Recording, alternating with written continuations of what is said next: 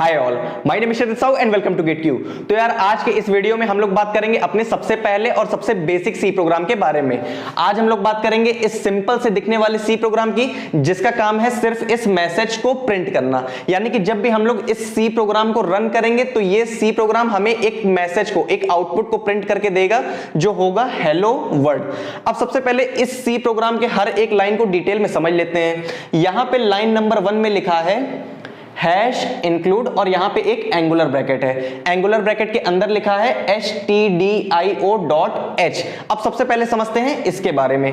ये एक header file है। अब जैसे हम लोग अपने डे टू डे लाइफ में बहुत तरह की फाइल्स को यूज करते हैं, जैसे हम लोग टेक्स्ट फाइल्स को यूज करते हैं जिसका एक्सटेंशन .txt होता है, हम लोग पीडीएफ फाइल्स को यूज करते हैं जिसका एक्सटेंशन .pdf होता है।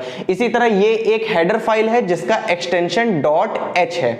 अब stdio इसका मतलब होता है स्टैंडर्ड इनपुट आउटपुट। यानी कि जब भी हम लोग अपने सी प्रोग्राम में कुछ इनपुट ले रहे होते हैं या फिर हमारा सी प्रोग्राम कुछ आउटपुट जनरेट कर रहा होता है तो हम लोग इस हेडर फाइल को यूज करते हैं। ठीक है, अब जैसे कि हमारा ये सी प्रोग्राम एक आउटपुट को जनरेट कर रहा है। ठीक है, जब भी हम लोग इस सी प्रोग्राम को रन करेंगे तो ये सी प्रोग्राम हमें एक आउटपुट देगा, एक मैसेज देगा हेलो वर्ल्ड।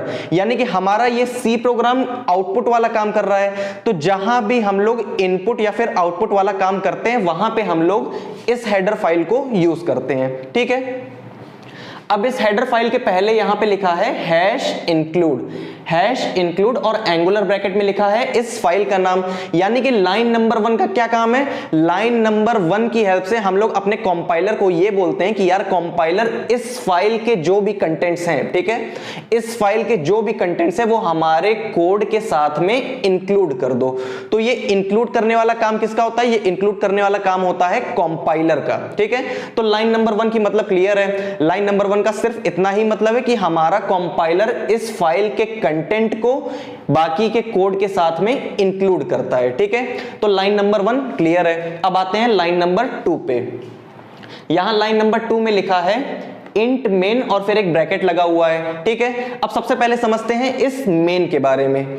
मेन सी का एक फंक्शन है। अब ये फंक्शन क्या होता है? जब भी हमें कोई एक नया मोबाइल फोन खरीदना होता है तो हम मोबाइल के किसी शॉप पे जाते हैं, तो वहां पे हम लोग मोबाइल के फंक्शंस को चेक करते हैं। हम लोग देखते हैं कि मोबाइल में कौन कौन से फंक्शंस अवेलेबल हैं। लेट अस से हमें अगर अपने कैमरे को चेक करना है तो कैमरे में बहुत सारे फंक्शंस होते हैं। कैमरे में फिल्टर्स होते हैं, कैमरे में बहुत तरह के रिकॉर्डिंग के मोड्स होते हैं, जैसे कि कैमरे को यूज करके हम लोग स्लो मोशन रिकॉर्डिंग करते हैं या फिर टाइम लैप्स जैसे रिकॉर्डिंग को हम लोग करते हैं। ठीक है, तो ये सारी चीजें कैमरे का एक फंक्शन है। यानी कि जब भी हम लोग टाइम लैप्स वाली वीडियो बनाते हैं तो वो टाइम लैप्स वाली वीडियो एक स्पेसिफिक टास्क है। ठीक है, वो एक स्पेसिफिक टास्क परफॉर्म कर रही है। ठीक है, इसी तरह यहां पे भी जो फंक्शन होता है, सी प्रोग्राम में भी जो फंक्शन होता है उसका भी काम होता है एक स्पेसिफिक टास्क को परफॉर्म करना। ठीक है, तो मेन सी का एक फंक्शन है और फंक्शन का काम क्या होता है? फंक्शन का काम होता है कुछ एक स्पेसिफिक टास्क परफॉर्म करना। ठीक है, अब मेन का भी काम है कि ये भी कुछ एक स्पेसिफिक टास्क परफॉर्म करेगा।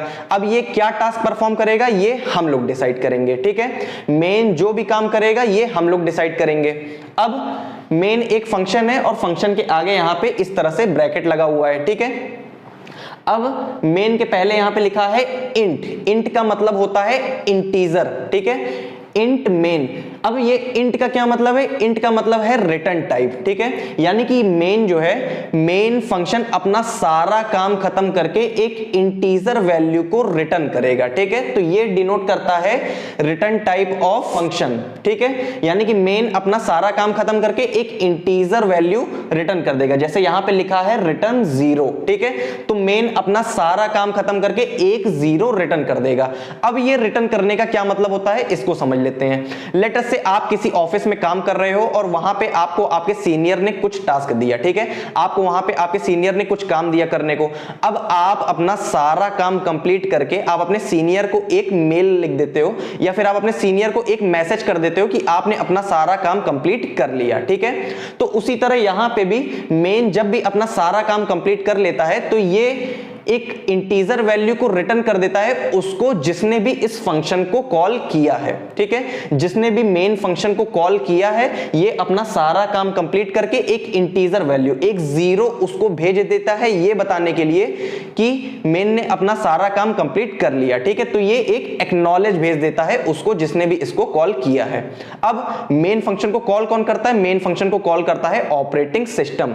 यानी कि जब भी हम लोग इस सी प्रोग्राम को रन कर रहे होते हैं, ठीक है, तो इस सी प्रोग्राम को एग्जीक्यूट करने का काम किसका होता है? इस सी प्रोग्राम को एग्जीक्यूट करने का काम होता है ऑपरेटिंग सिस्टम का। ऑपरेटिंग सिस्टम हमारे मेन फंक्शन को कॉल करता है और मेन फंक्शन सारा काम कंप्लीट करके ऑपरेटिंग सिस्टम को लास्ट में एक जीरो भेज देता है ये बताने के लिए कि मेन ने अपना सारा काम कंप्लीट कर लिया, ठीक है।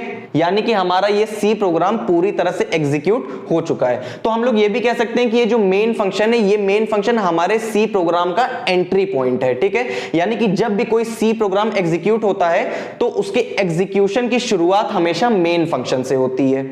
अब यहां पे लाइन नंबर 3 में एक करली ब्रैकेट को ओपन किया गया है और यहां पे लाइन नंबर 6 में एक करली ब्रैकेट को क्लोज किया गया है। अब इन ब्रैकेट से क्या मतलब होता है? ये ब्रैकेट्स डिनोट करते हैं मेन फंक्शन की बॉडी को, ठीक है। यहां पे मेन फंक्शन की बॉडी ओपन हुई और यहां पे मेन फंक्शन की बॉडी क्लोज हो गई, ठीक है। अब ये बॉडी का क्या मतलब होता है? मेन फंक्शन अपना जो भी काम करेगा, ठीक है, मेन फंक्शन का काम है कुछ ना कुछ टास्क परफॉर्म करना। अब वो क्या टास्क परफॉर्म करेगा ये हम पे डिपेंड करता है। तो मेन फंक्शन जो भी काम करेगा उसके काम को हम लोग उसकी बॉडी में लिख देते हैं, ठीक है। यानी कि इन दोनों ब्रैकेट्स के बीच में हम लोग मेन फंक्शन के सारे काम को लिख देते हैं, ठीक है।